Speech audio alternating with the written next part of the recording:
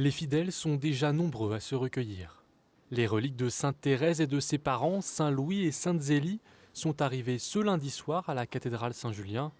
Originaire de l'Orne, la famille avait aussi des liens avec la Sarthe. Leur histoire leur a permis de venir un certain nombre de fois au Mans, puisque une des sœurs de Zélie, la maman, était religieuse ici au Mans, au monastère de la Visitation, qu'un certain nombre de Manceaux ont bien connu, puisque c'est un centre-ville. Voilà, et ça leur a donné l'occasion de venir visiter cette sœur, et donc de passer au Mans voilà, de façon régulière.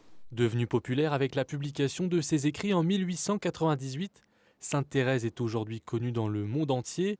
Ses reliques voyagent du Brésil aux États-Unis. Pour le père Benoît Pierre, Sainte Thérèse est l'exemple d'une vie simple à laquelle beaucoup de croyants peuvent s'identifier. C'est la vie d'une famille, j'allais dire française de cette époque-là, qui a essayé de vivre sa foi et de la vivre de façon à la fois très, très fervente, très, très forte, mais aussi de façon très, très quotidienne. Voilà, c'est pas des gens qui ont fait des choses extraordinaires au sens humain du terme, mais plutôt qui ont voilà, eu à cœur de vivre la foi dans tout ce qu'ils faisaient, dans les relations amicales, dans les familles, dans le travail. Et même si c'est un autre contexte, puisque c'est la fin du 19e siècle, la deuxième moitié du 19e siècle, voilà, ce qu'est la vie de famille, on peut s'y reconnaître quand même assez facilement. Les reliques sont visibles jusqu'à dimanche.